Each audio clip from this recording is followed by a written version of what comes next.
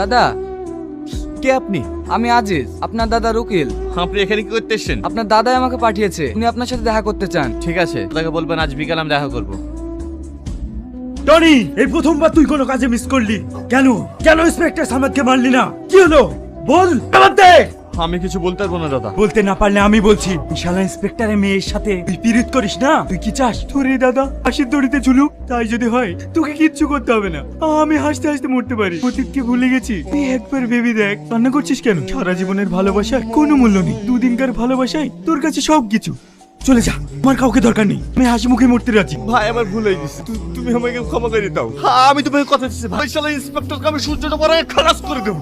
এই চল, এই শালা ইন্সপেক্টর বেরাই বেরাই শালা। Shut up, mind your language. এটা একটা ভদ্রলোকের বাড়ি। বেশি ইংলিশ জানিস না, তোর বাপ খারাপ। কেন অর্ডার করবি? তোর তো ওটাই কাজ। কুকুরের লেজ কোনোদিন সোজা হয়? বাপ একজন আইনের রক্ষক, কাকে মেরে তুই কাকে বাঁচাবি? একজন রেপিস্টকে, একটা মার্ডারারকে, 25টা মার্ডার আর 11টা রেপ করে জেলে আছে, তাকে বাঁচাবি? তুই জানিস তোর ভাই যে মাগুলোর বুক খালি করেছে তারা এখন কত অনাহারে দিন কাটাচ্ছে? তুই জানিস ভাই যাদেরকে মার্ডার করেছে তাদের পরিবার এখন কতটা অনাহারে দিন কাটাচ্ছে? তুই জানবি কি করে? তোর তো মা বোনই নেই, তুই মা বোনের যন্ত্রণা কিভাবে বুঝবি? কি হয়েছে সালমা? ওই দেখ আমার বাবা চলেছে। আর একজন আইনের রক্ষককে মেরে তোর রেপিস্ট ভাইকে বাঁচা। কেন মার? আমার না আদালত, আমি আগেই বলেছিলাম আমার মক্কেল শাকিল সম্পূর্ণভাবে নির্দোষ। ওকে চক্রান্ত করে ফাঁসানো হয়েছে, তার বিরুদ্ধে কোনো সাক্ষী পাওয়া যায়নি। তাই আপনার কাছে আমার একটা আবেদন, মক্কেলকে বেকসুর খালাস দেওয়া হোক। মিস্টার রোহন, বিষয়ে আপনার কিছু বলার আছে? না জজ সাহেব, আমি আমার সাক্ষীকে হাজির করতে পারলাম